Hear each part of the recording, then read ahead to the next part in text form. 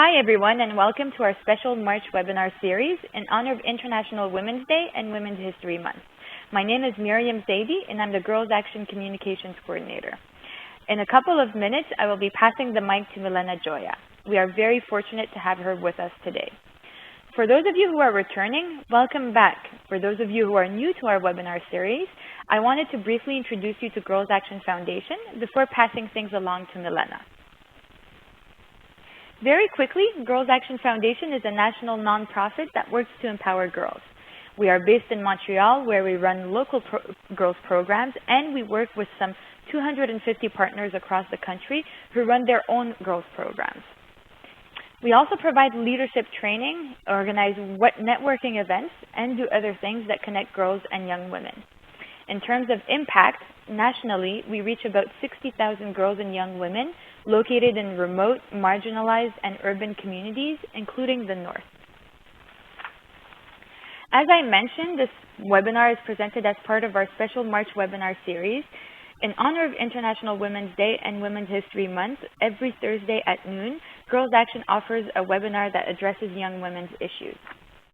Milena Joya is a project officer and facilitator at the YWCA Montréal, working with youth on healthy relationships, the prevention of gender-based violence, and leadership building. She is passionate about social justice and enjoys the vibrancy and audacity of youth. Milena holds a master's in Globalization and Women's Studies and is a community yoga instructor. Please wait a few seconds while I pass the mic to Milena. Hello, thank you for that introduction, and thank you to Girls Action for inviting me to do this webinar.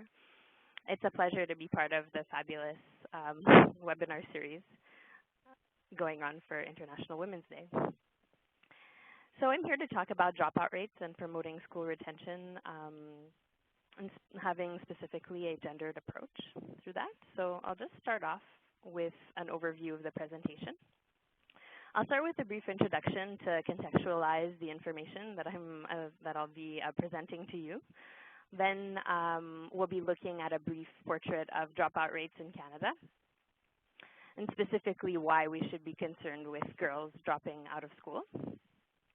We'll then explore the risk factors involved in dropout rates and look at how, when, and why to intervene with youth to prevent dropouts.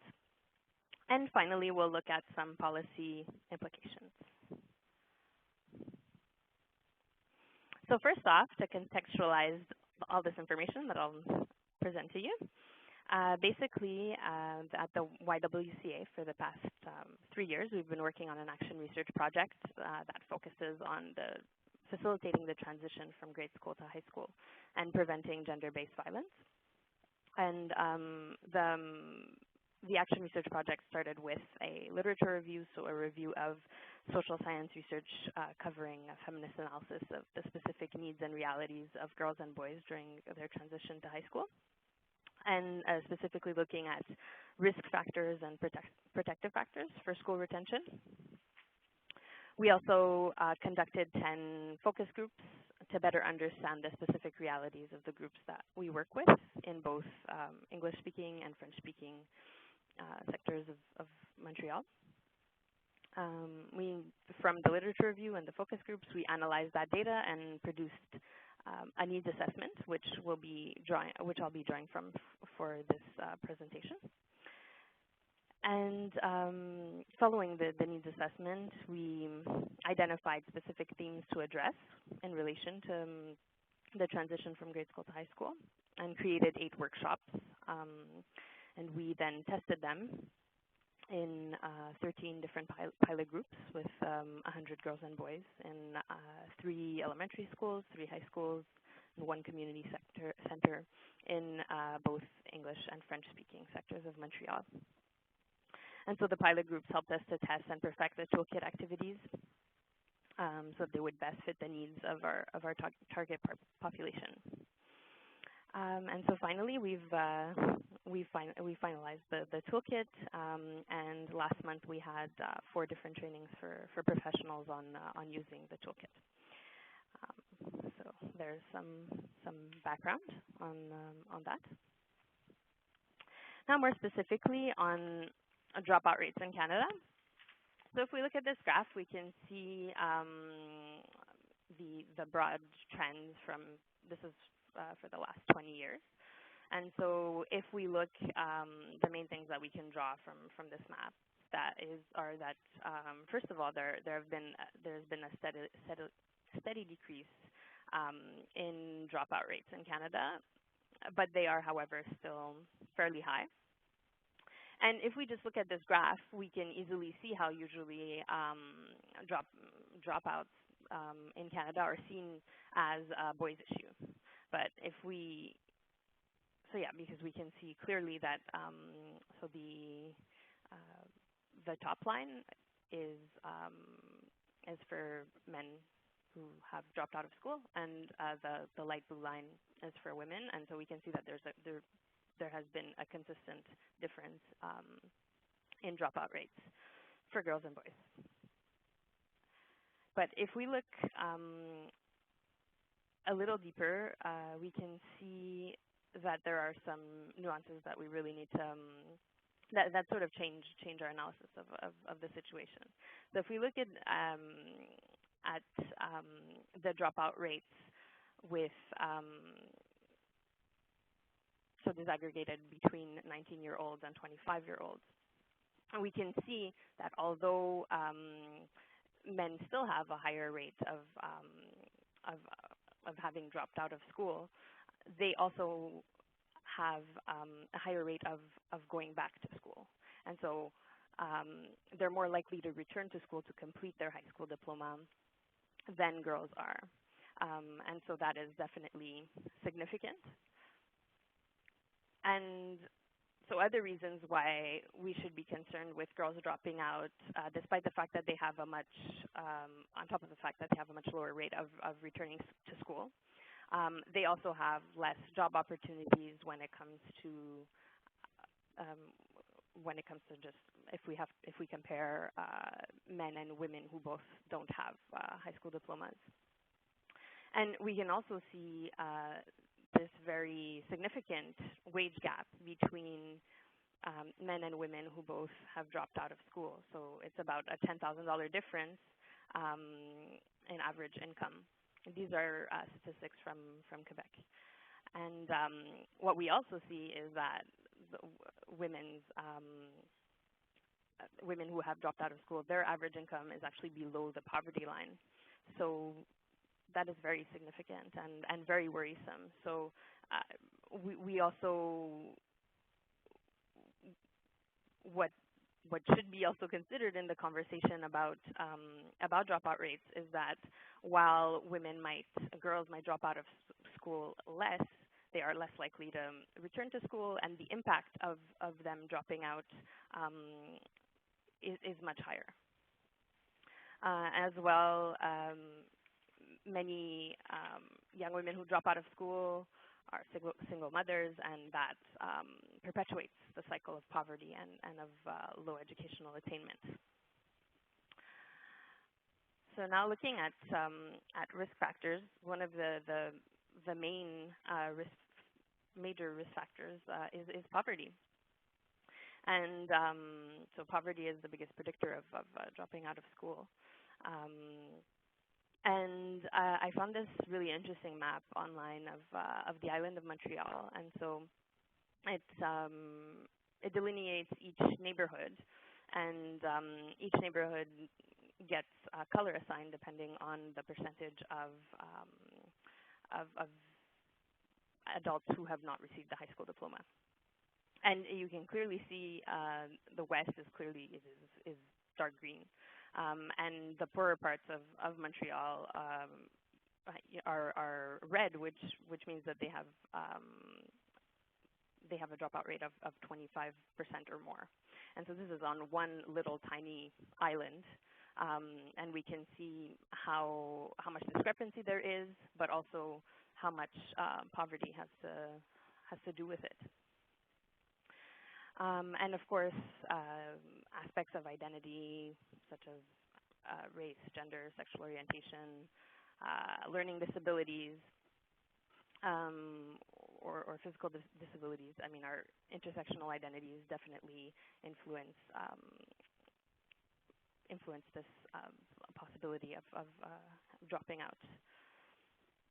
Another risk factor is difficult family situations, and specifically this was the case with women who drop out. So having family situation where there's a lot of violence, incest, addiction, and parents' lack of involvement and interest in education is another very relevant risk factor, as well as parents not having completed high school.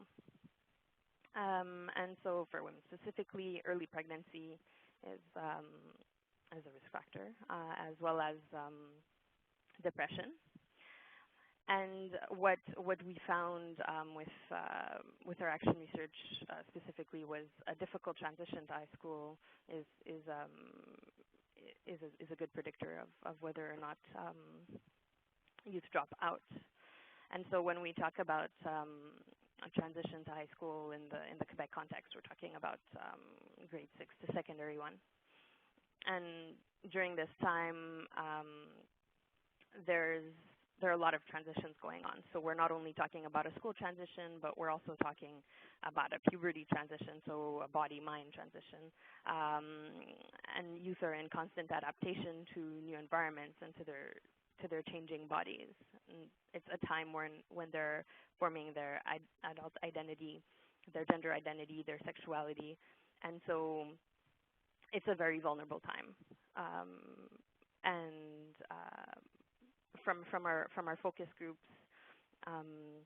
there are specific needs that came out during this transition was acceptance from one's peers, so having friends, not being alone, having autonomy and responsibility, and fitting in. And the flip side of these fears are also of these needs are fears of isolation and rejection, of being unpopular, of being criticized for the way one dresses, of bullying, etc. And so more specifically on that transition, looking at a difficult transition, what that would look like, I'd like to talk a little bit about gendered socialization. And so I may be preaching to the choir, but I just like to distinguish between sex and gender. I think it's important for the discussion. So when we talk about sex, we're talking really about biology, and then gender being everything else. So behavior, dress, mannerisms, likes. And when we talk about the social construction of gender, we're talking about it's the fact that gender is not set. It's not something that is absolutely unchangeable with regards to our to sex, for example. So what this means is that boys and girls are not, women and men are not inherently different, but we are definitely socialized to be different. And this happens even before we're born. And so in terms of the pink and blue of baby clothes and children's toys, and even how we speak to babies and children, and how the media portrays women and men. And so gender norms are transmitted and reinforced by everything around us. And why does this matter? Well, gender stereotypes, specifically when we look at the case of boys, we see that violence is normalized. And we say things, this is a very common expression, that boys will be boys.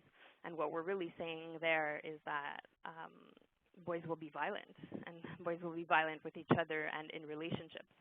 And we're saying that it's inevitable. We can't do anything about it. But when we look at, if we take an approach of the social construction of gender, we can say that yes, we can do something about it because it's not biologically determined. And we also have this idea of masculinity that is very narrow, and this came up so many times in our focus groups, in our pilot groups, boys needing to prove that they're real men, and real men for them meant that they weren't gay. They had to prove that they weren't gay, and as well as they had to. The way that they could prove that they were real men is by being tough and by being violent. And so that clearly has negative implications. And when we look at the way that girls are socialized, we see that they're hypersexualized at younger and younger ages, and we learn that that's the only way for women to be powerful. And of course, sexuality can be empowering, but it's just that there should be other ways to be powerful, accessible to girls and young women. And the very narrow ideals of beauty that we have definitely affect girls, and they have a significantly higher incidence of eating disorders, of depression, generalized low self-esteem, and this clearly impacts their school retention. So that's a little bit about gender socialization, and then more specifically about gendered violence. When we talk about gendered violence, we're not just talking about violence against girls and women, but we're talking about violence based on gender stereotypes and people not adhering to them. And something that is that I find very very tragic is that there are many types of violence that are seen not only as they're seen as normal, they're perceived as normal. Things like sexual harassment that 3 out of 4 girls experience in high school. So we're not talking about an exception to the rule. We're actually talking about the norm. And the psychological violence of cyberbullying. Cyberbullying has such a frightening impact on youth and with girls specifically. And sexual violence as well in general, but specifically with the advent of sexting, which has very grave impact on girls specifically, and can of course influence school retention.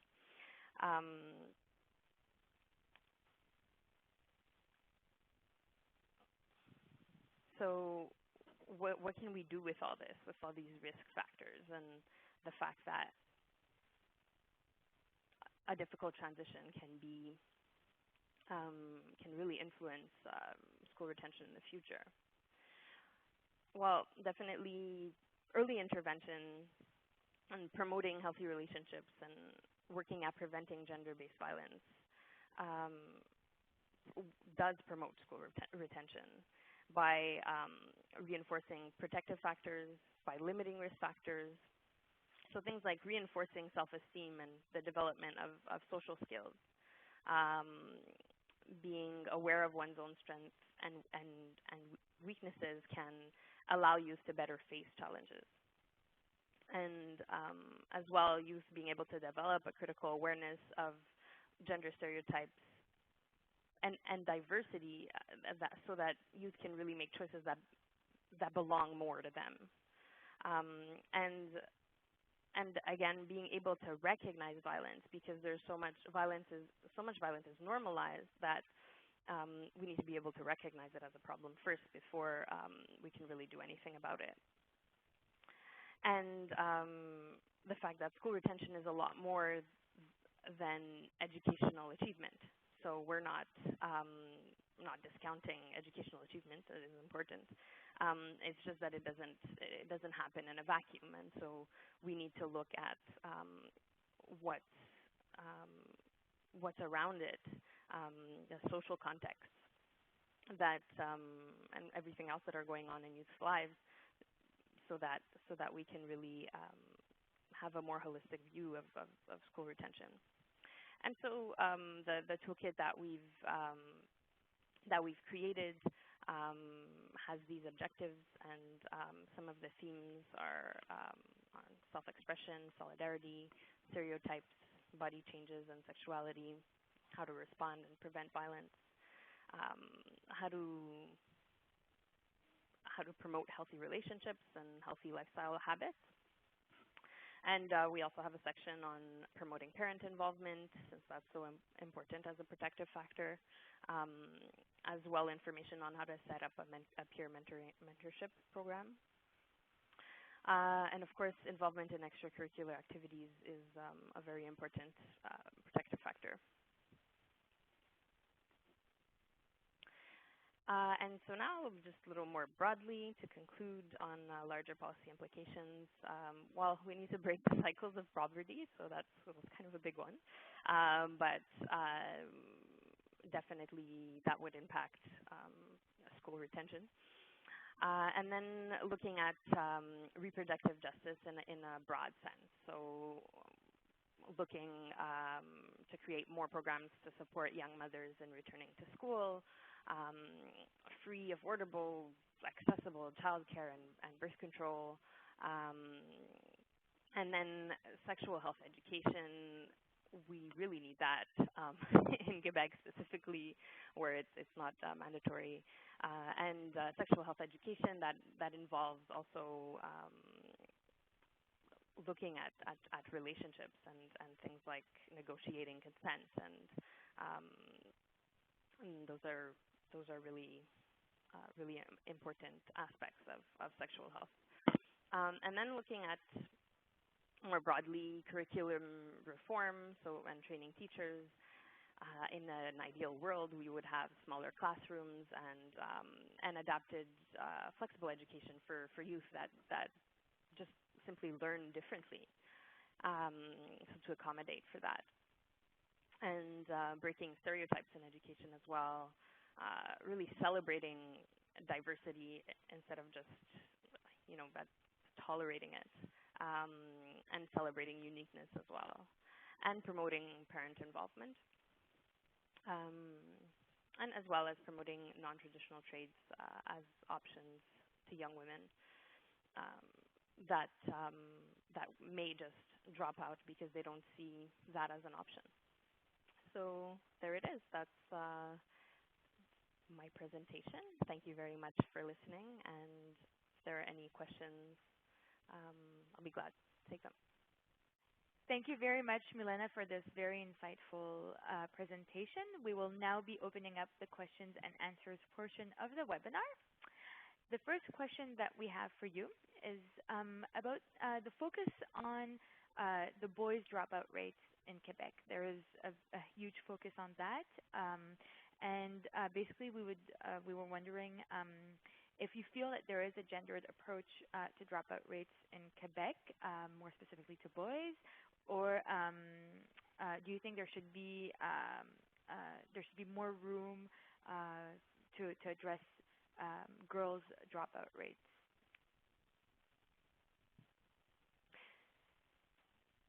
Thanks for that question. Well, yeah, I mean, I think it's a great point because at first, if you look at it on a broad level, we are in Quebec employing a gendered approach. If we're saying that it's more of a boys' issue, that is a gendered approach. However, it's not enough. It's not nuanced enough. As we saw through some of the stats that we looked at, the impacts of girls dropping out of school,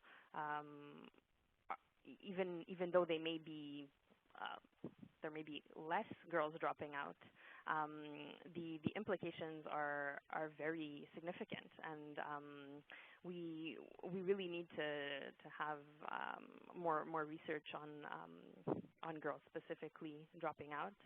Just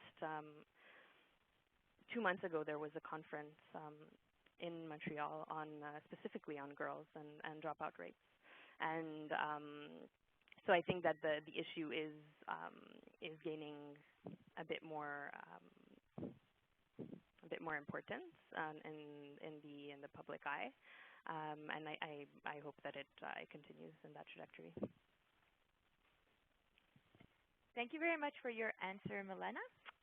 Next question has to do with the non-traditional trades.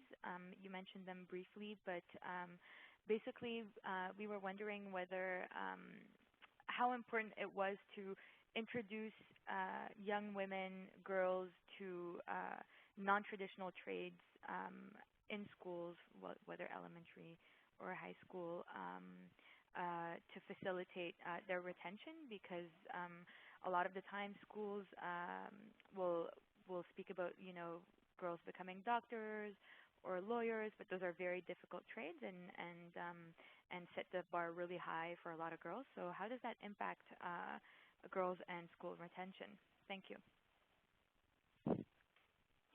Yeah, I mean, I think that's a great point. We definitely need to make it more of a possibility for girls to see it more as a possibility to get into, to be just interested in non-traditional trades, because they often involve less academic schooling, and for girls that might not have that as something they're interested in or as their strong suit, it could definitely be a very important option. And a lot of non-traditional trades like plumbing and construction and electrician, and as well as others, are actually very well paid. So that would definitely be a good option for girls. But and as well, I mean, it fits into the whole breaking stereotypes. So girls, yes, can be doctors and lawyers, but can they also be plumbers and electricians? I think they can be, and they are, and mechanics and all that. So yeah, we really do need to work at making these trades appealing and possible for young girls. That's all the time we have for questions today. If you have questions specifically for Milena, you can send her an email at mjoya@ydfemmtl.org, or you can contact me and I'll send you her contact information. For those of you who would like to share this webinar with others, a link to the full presentation and question period will be available online in the next few days. I will be sending you a link on where to find it. If you want to know more on today's topic, check out our resource center on our website. We would also like to ask for your feedback on today's presentation. Once you leave this webinar, a pop-up window will appear with a very short survey. We would really appreciate you taking the time to fill it out. This is a way to help us continue to improve the webinar experience for participants. As I mentioned earlier, this webinar is part of our special Women's History webinar series, History Month webinar series. Today's webinar was the third in the March, no, it's not. I'll skip that. It's the last. I think I corrected it on my sheet. Anyways.